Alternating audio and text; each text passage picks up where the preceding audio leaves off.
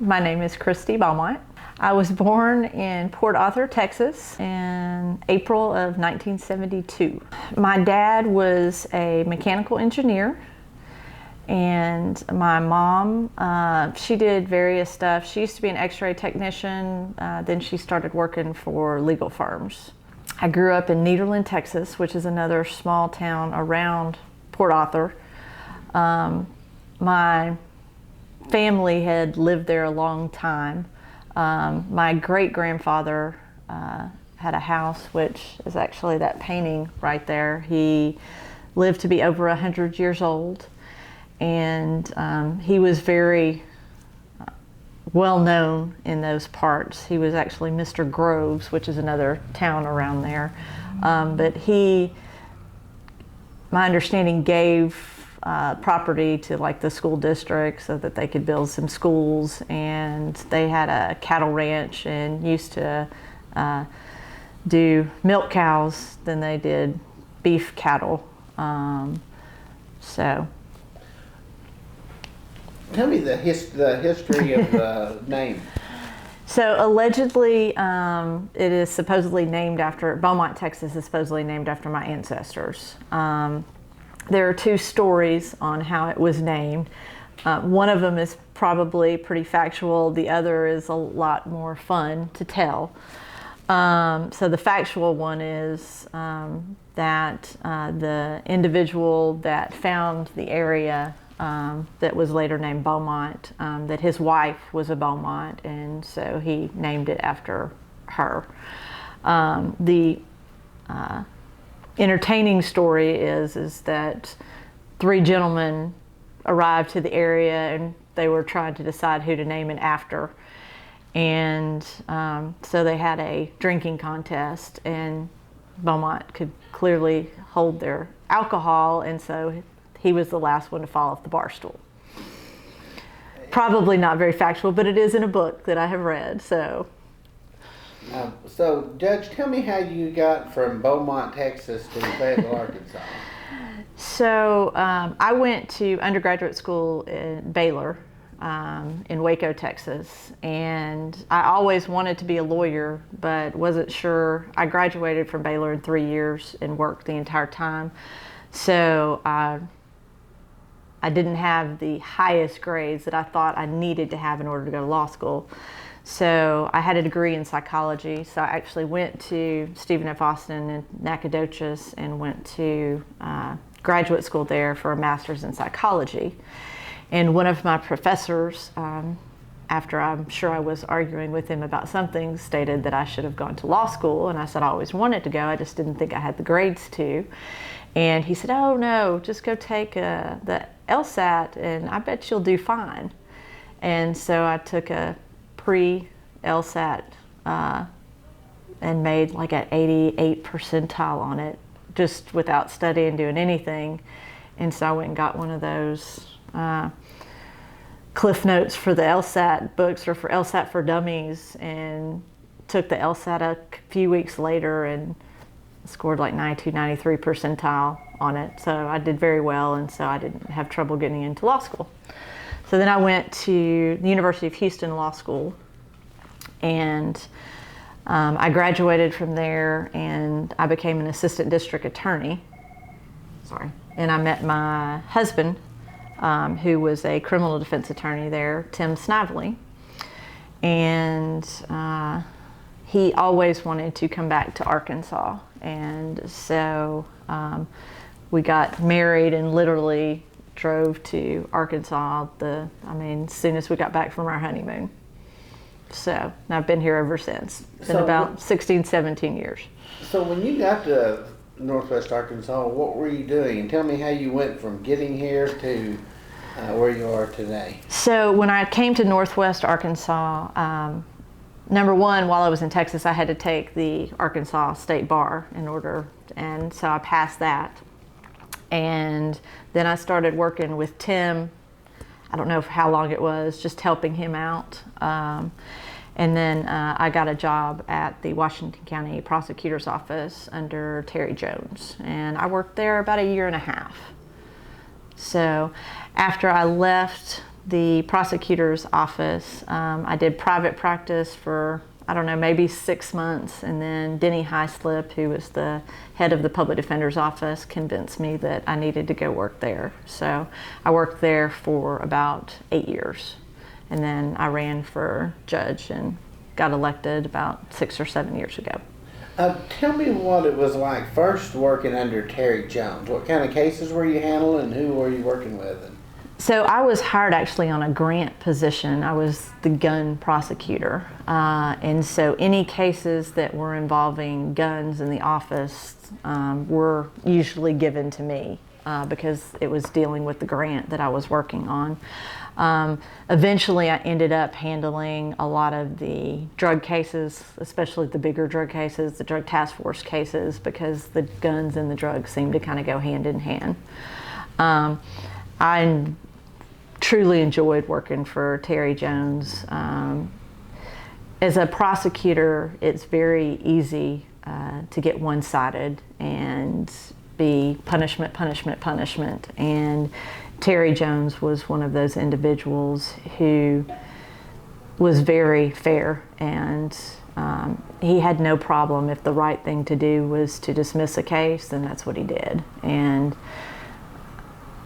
unfortunately, that sometimes is a rare quality for prosecutors because there's a lot of pressure on them to punish people.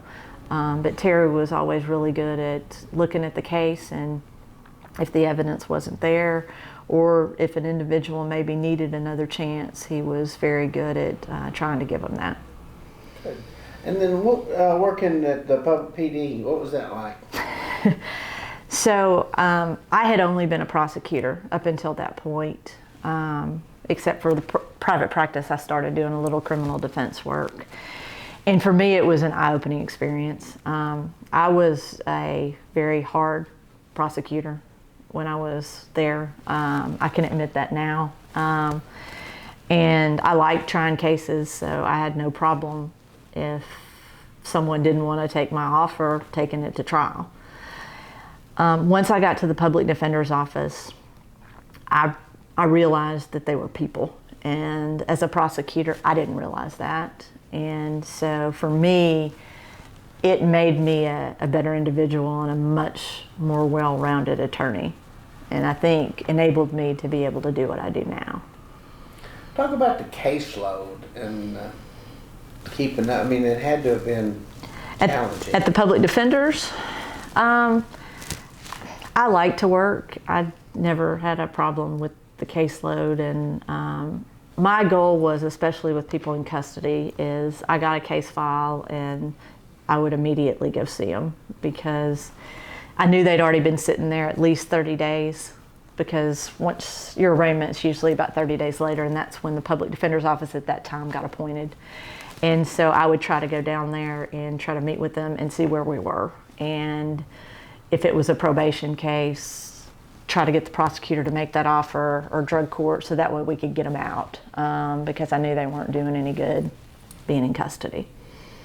Typically, a judge will be a prosecutor, or often a prosecutor, before being a judge, and you went the PD. So talk about what made you decide to run and how you think maybe that service helped you if it did. I did both, which I think makes me be a better judge.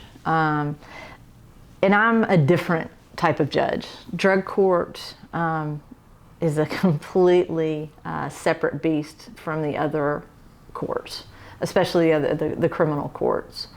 As when we have drug court and we have new participants come in, I often ask them, because they'll sit there and watch before I call them up for a new person coming in. And I'm like, this is different, right? This is no longer the state versus you. This is the state working with you to help you in any way that we can. And I know that sounds weird, and I know that you don't trust people in these heavy black things that judges wear that are really hot, but you've got to trust me, and I will never lie to you. And we have a fishbowl for people that are 100%. They get to draw gift cards and they get rewards. That doesn't happen in other courts. If someone's doing well, when new people come in, I come down and introduce myself to them and shake their hand. When they graduate, I hug them. That's not typical in criminal court, but drug court is made to be different, and it's different so that it can make a difference. How do you end up in drug court, and then how do you get through it, maybe? Hypothetical on how you get into drug court. So the standard process is the prosecutors have to recommend drug court. You can't get into drug court without that recommendation and them agreeing to transfer that case. Then the criminal judge has to sign off on that transfer, and then it is transferred to us. We do what's called an assessment on them and try to determine where they should be in our program, because we have different tracks in our program based on what you need. Our largest track is track 1, which is our high risk, high need. High need is the addiction. It means that you have an addiction that is a high need in your life. We're not taking people in there that are users and abusers. These are people that are addicted to a substance. The high risk is based on either current or prior factors in their life. They are at a high risk to recidivate and to end up in prison. And so typically those things are criminal history, prior juvenile history, homelessness, not able to keep a stable job, those type things. Those are the individuals that we're focusing on. And the prosecutor's office really has stepped it up, and they are sending us, and I don't want to say the worst of the worst, but they're sending us people that before we never would have got. It used to be a first offender program. Now, it is not uncommon for many of our new people coming in that they've been to prison. And so before, they would not have been sent here. But they've realized that, what's it going to hurt? You can always send them back to prison. Give us a shot at them. I mean, we just graduated someone on Tuesday that was talking about the fact with his criminal history, and he'd been to prison, and they said, there's no way you're getting drug court. And he was told no, but he reached out and wrote a letter to us, and my case manager then talked to the drug court prosecutor, which is Natalie Morrison, and said, I really think that this guy has some potential. See if they'll transfer him to us. And they did, and he just graduated and is doing great. So once you get accepted, recommended and accepted, then what's it like for the people that come in? You come in, you meet the judge, and then what? That's when the work starts. So I tell them right off the front end that I'm not going to lie to you and tell you this is going to be easy. It's going to be a lot of work. But if you want this and you're willing to work hard and you want to be sober, then you can absolutely have it. You can have the job. You can get have a good place to live. You can get back in contact with your family and have contact with your kids. That's what our program is about, is helping them. Our program, they have to do a lot. They attend 3 groups a week, which are Monday, Wednesday, Thursday here at the courthouse. They call in daily from 6 to 8 a.m. in the morning, and they call in every day, even on Christmas morning. They have to call, and there's a chance that they'll be drug tested that day. And we have a random drug testing system. Each of them's given a color, and if your color is called that day, then you go in to be drug tested during the time period that we tell you to. If you're really unlucky, you could be randomly drug tested 7 days a week. I mean, your color just randomly kept getting called. So it's that accountability, that supervision, so that they know that we're going to check on them and that we're going to see if they're using.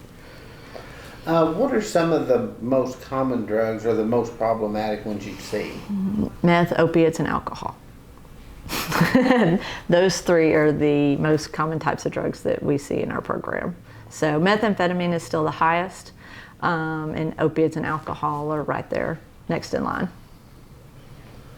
What percentage, if you know, of participants, or whatever we call them, people in the drug court, actually graduate and complete the program successfully? And that's one of the figures that I still need to run. I mean, just off the top of my head, and this is pure speculation, I would probably say that we're around 90% graduate our program. I try not to terminate people. There are a few reasons where people are going to have to be terminated. It's if they're selling drugs in our program, or if they don't want to be sober, and it's clear to us that they're not showing up, they're not going to do it. Those are basically the two reasons that people get terminated. So now I do know, and I need to run it again, but I run it approximately every year, but in reference to our recidivism rates. For our graduates from track 1, only 11% recidivate and pick up a new felony offense. And I've started running those whenever I started, which was over 6 years ago. And that's from the day I started until now. A lot of people only go 3 years to tell their recidivism rate. I keep running them because I don't care if they recidivate after 3 years or 4 years or 6 years or 10 years. I want them to never recidivate. And so if you added misdemeanor offenses, our recidivism rate is still less than 20%. So you're talking 80% of our people never have a pair of handcuffs on their wrists again. What's an approximate number of people you'll run through here a year, and how has that changed over your term? When I started, there was 164 participants in track 1.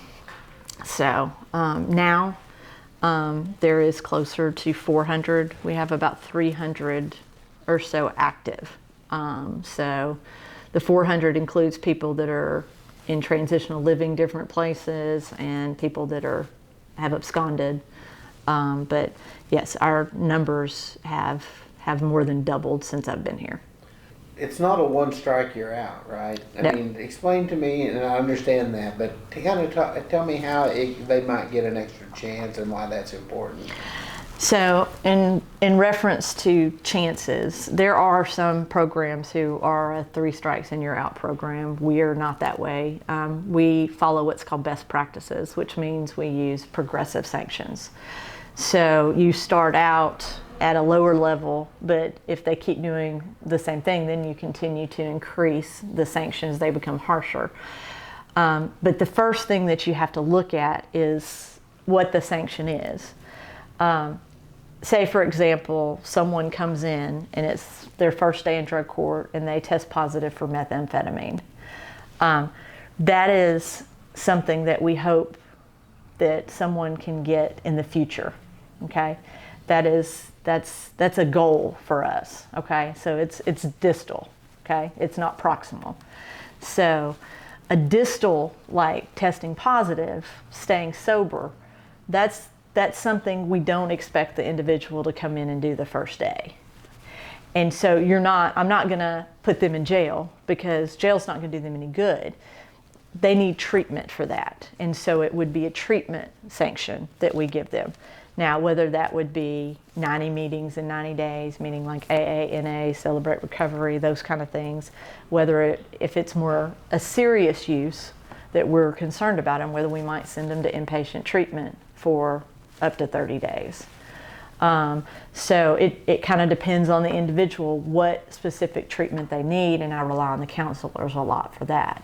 Now, on the other hand, if you have someone who has started the program who's not showing up, that's a proximal goal. That's something you should be able to do from day one, is show up and make it here. Whether you test positive or not, it's a different thing, but you ought to be able to show up. And so if they're not doing that, then those are going to be behavioral sanctions. They're going to be punishments, and they're going to escalate faster than a treatment one would. So we'll start out, okay, yes, you're going to write a 500-word essay. That doesn't work. All right, you're going to do 8 hours of community service. That's going to be due by your next court date. That doesn't work. Well, let's try some Washington County Jail community service and see if that works for you. That doesn't work. I might put them in jail. So you're progressing it up, but it's based on what they're able to do. And so, like I said, it's proximal versus distal. How important is it, considering crowded county jail, crammed full state jails, you know the scenario, How important is it to have this type of, if we can call it a diversion program or a treatment, maybe would be a better word? How important is this? I mean, I think it's essential. So I know there's talk about expanding it because we're at capacity. I mean, we're probably beyond capacity, but I have a problem saying no. So they're as far as the overcrowding. Just to give you an example, we were able the other day at a young lady's arraignment. She'd already been in 30 days, but if they had gone through her normal course, she would have been reset 90 days down the road for her court date. So it would have been 120 days she would have sat in custody before there was even the possibility of drug court. She reached out to us ahead of time, got her on the radar, and we were able to transfer into our drug court program on her arraignment day. So instead of 120 days in custody, she only did 30 days in custody. And she went straight to inpatient residential treatment, which is what she needed. Is a typical participant, is that someone that maybe can't make bail or just can't get off drugs? I mean, or is there different kinds? There are different ones. We do get a lot that come in from the county jail. Most of them that are in custody, it's because they failed to appear. And it's because they were using. And so after they've been in the county for a little while, and obviously we have the ability with grant funds to be able to send them to inpatient treatment. It gives us a lot more options on what to do with people instead of leaving them in jail. If a parent came to you and said, Judge, how do I keep my kids off of this stuff? How bad of a problem is it? I mean, what would you tell them? I tell them what tell my own kids. You be honest with them and you explain to them what's going on. Because I actually have gone and spoke to like Ramey Junior High and to the whole school, and I just was kind of curious how many of their parents had spoken to them about it, and it's not many. Parents don't want to approach these subjects because they don't want to put ideas in their kids' head. Talk to them. Your kids are so much better off for it if you've got that open communication with them, and tell them if they don't feel comfortable talking to you, which is what I told the kids, then talk to a teacher, talk to someone you trust. But the difference between now and when we grew up is it's a different world. You know, there were drugs around when we were growing up, but the marijuana was, 5% potency. Now there's two types of strains of marijuana. One of them has the same effects as methamphetamine, and the potency of them are in the 90% on some things. And so it doesn't have the same effect as the marijuana that used to be around. And now people don't know what they're getting, which is what I really try to stress to kids. When you drink, when you use drugs, anytime that you get something from someone that is not a pharmacist at Walgreens or Walmart or one of those places, or Collier's or someplace like that, you don't know what you're getting. And so many times it's laced with fentanyl and people die. And that's what kids don't get. They don't get that you don't know what you're using.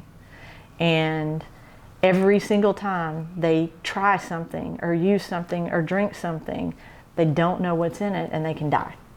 I had a mom talk to me the other day at a conference.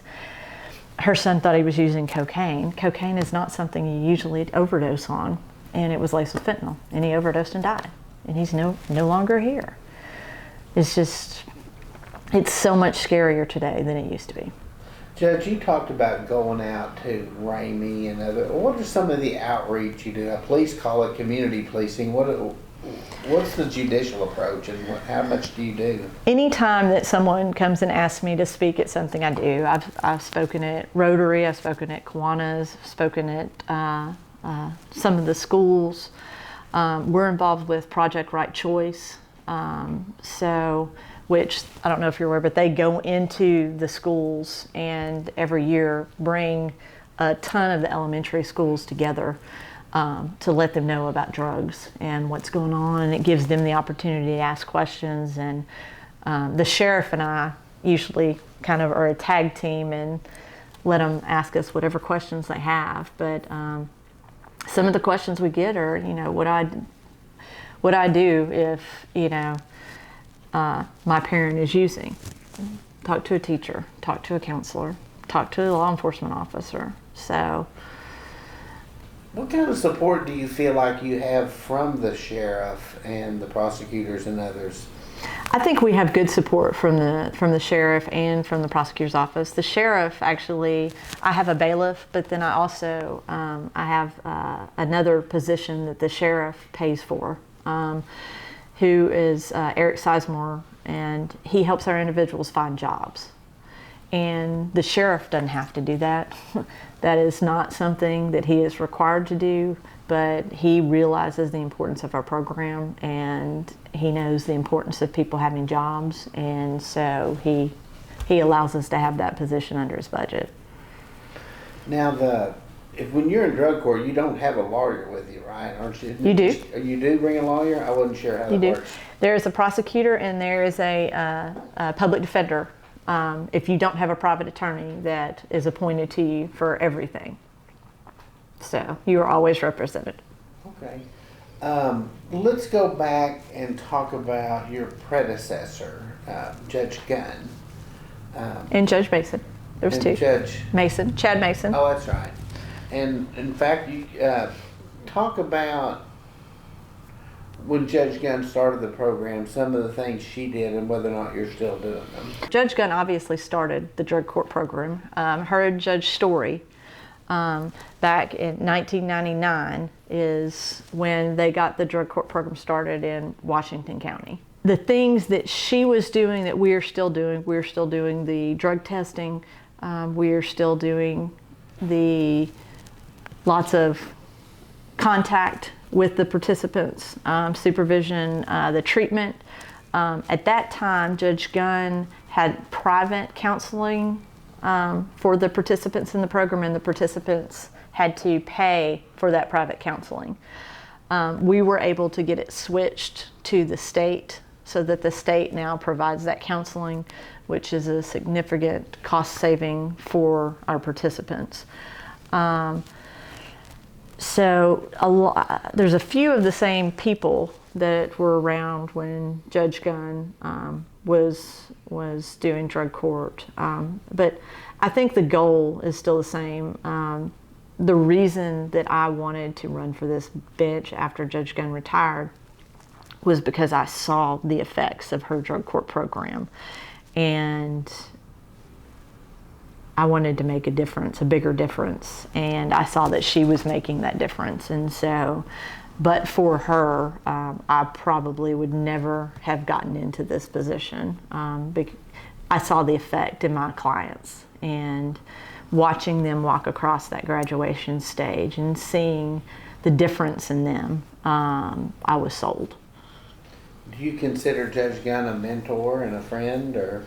Yes, I mean, I definitely, especially when I first started, before I ran, I came and talked to Judge Gunn and asked her what I should do and questions and, what I was getting myself into. But I have a background in psychology, and so that just seemed to really fit in with drug court and Veterans Treatment Court and what we do here. How helpful has that been? Very.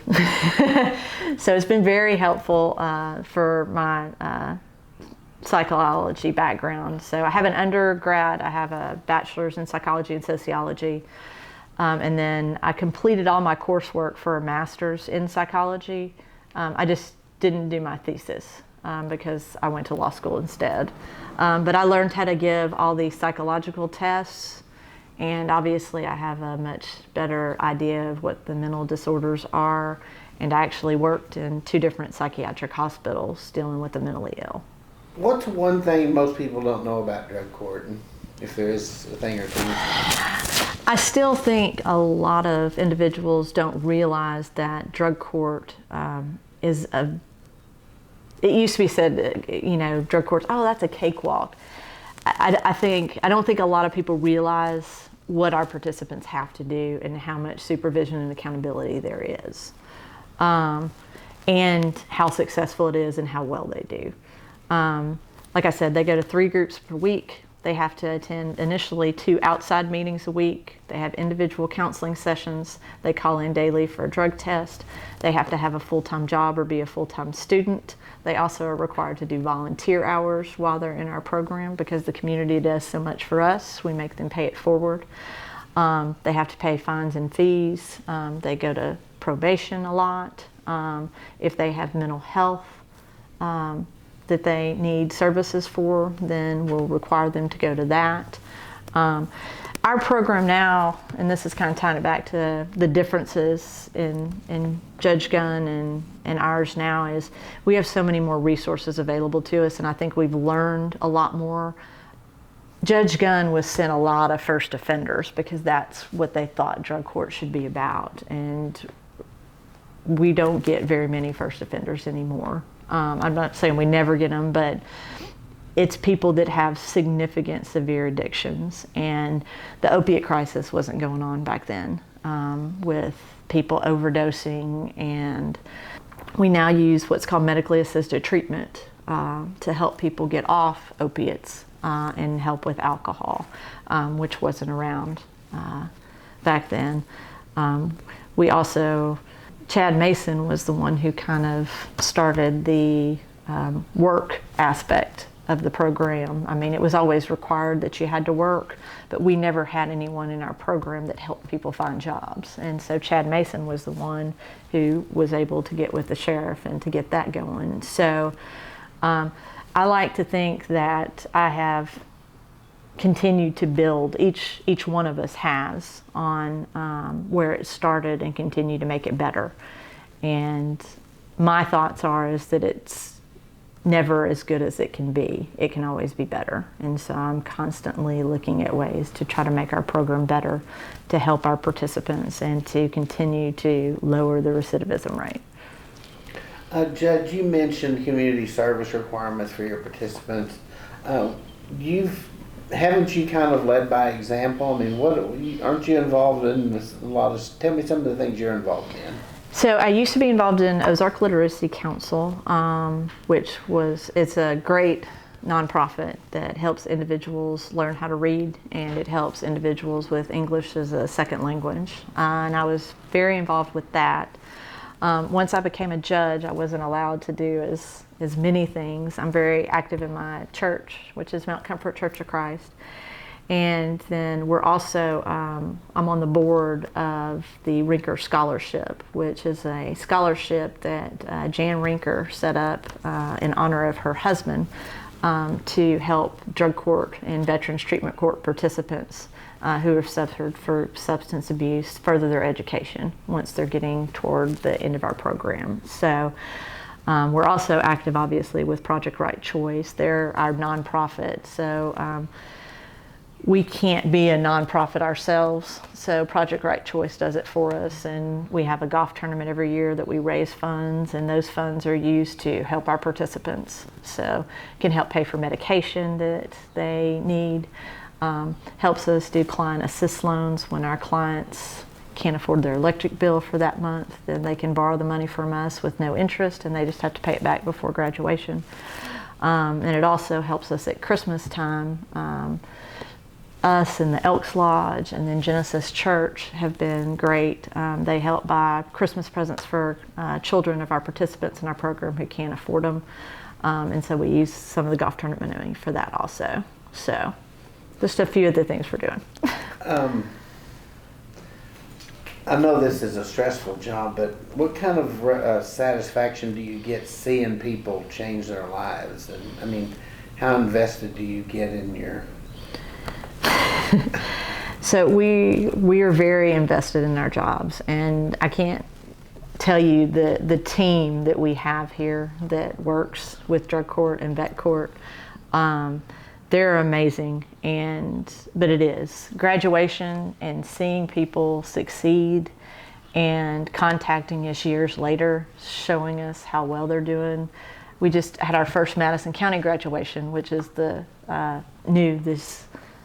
Started at 16 months ago, and one of the individuals over there that graduated had her 1-year-old daughter. It was her birthday there, and she'd lost custody of her children before, but this is the first one that she's been able to keep.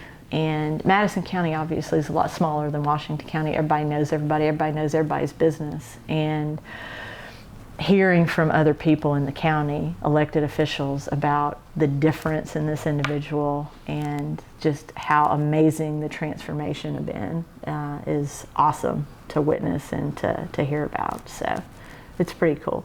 One thing I thought about asking you, there was a time in Washington County when all of the judges were men. And that's really gone full circle. The times they are changing. Talk about that. So the majority of judges, we have 7 circuit court judges in Washington County, and the majority of them are women, yes.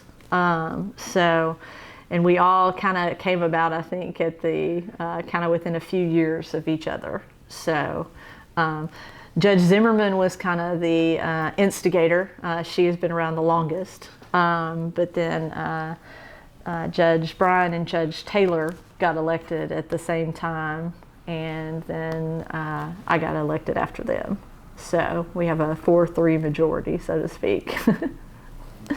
How do you get along with the other judges? I mean, I know don't y'all meet and have like a lead judge that assigns things? I mean, we do. Judge Zimmerman is our administrative judge. Prior to her, it was Judge Story. She assigns the conflicts, recusal cases, those kind of things. As far as the general caseload that we have, we vote on those in reference to who has what caseloads, and we have an administrative plan that we submit and we vote on, and it includes actually the district court judges also. But now I think we all get along pretty well.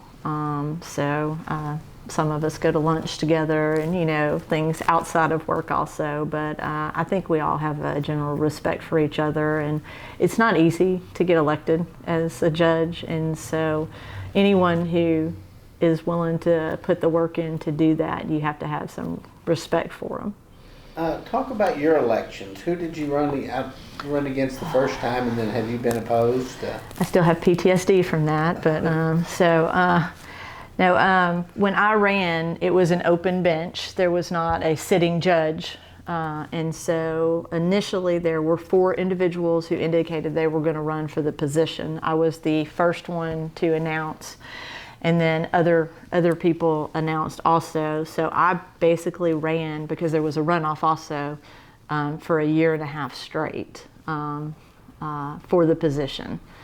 And the other people that ran were Bob Lambert from Springdale. He and I were the ones who were in the runoff together.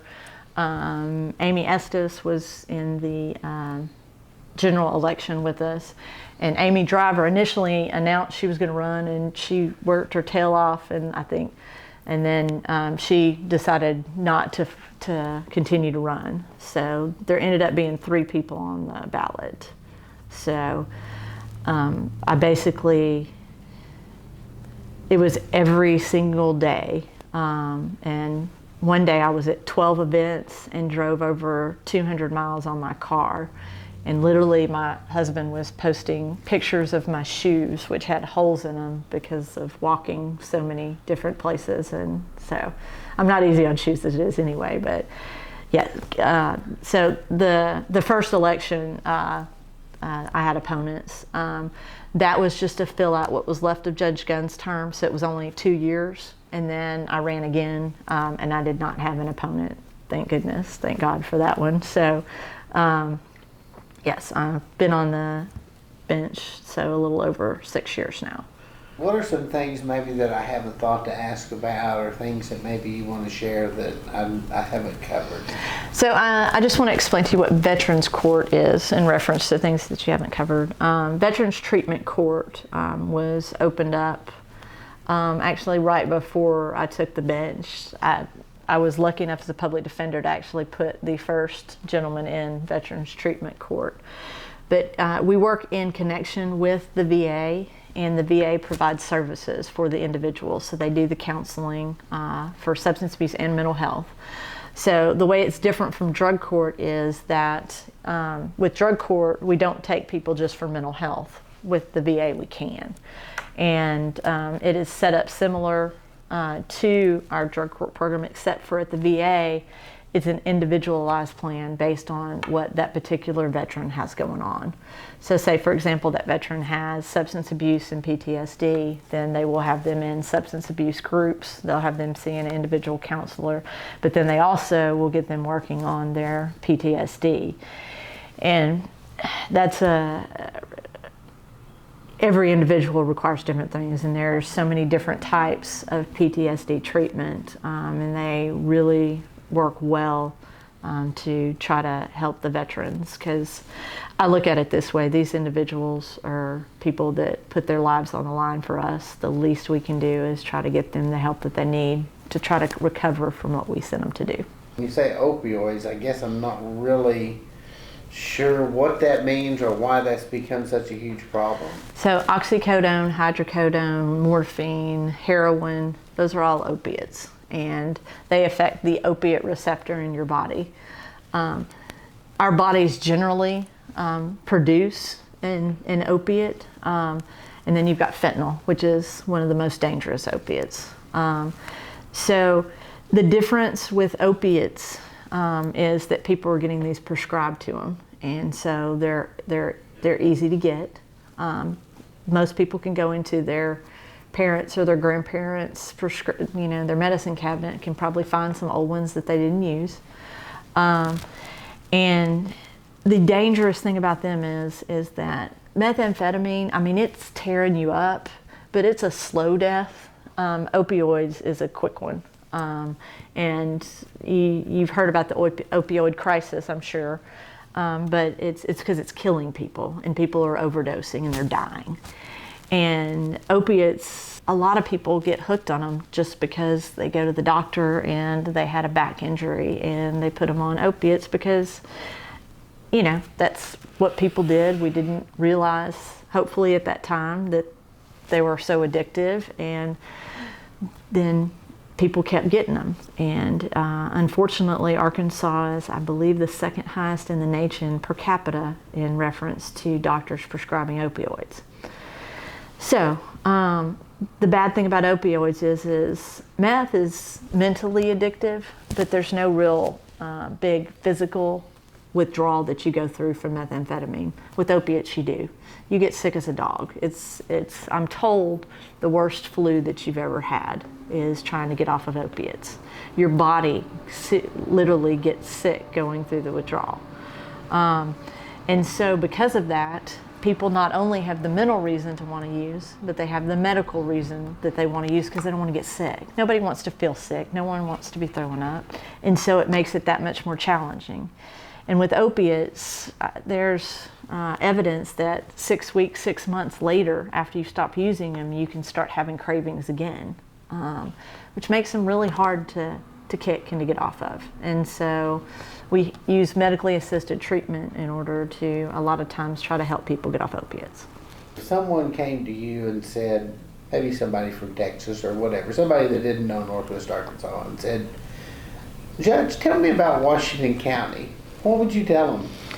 It is one of the most beautiful places that you could live, and the people around here are great. The mosquitoes are not near as big as they are in Texas, although we do have to do with ticks. But we actually have 4 seasons here, and you do get to see snow from time to time, which is nice. But the great thing about it is the people, and it was welcoming. And in Houston, just to give you it's cutthroat, and the attorneys, are filing motions for sanctions, and you did this wrong and that wrong. And here, the legal community works together. And I'm not to say it's not adversarial, it is, but they represent their client zealously, but they do it with respect and honor. And unfortunately, in big cities, it gets really cutthroat, and so it's a lot more of a pleasure to practice law here than it is anywhere else. Thank you. And finally, my favorite thing about Washington County is? My favorite thing about Washington County is probably the fact that my kids and husband and a lot of my family members now live here, and that I get to work in this amazing building, the historic courthouse.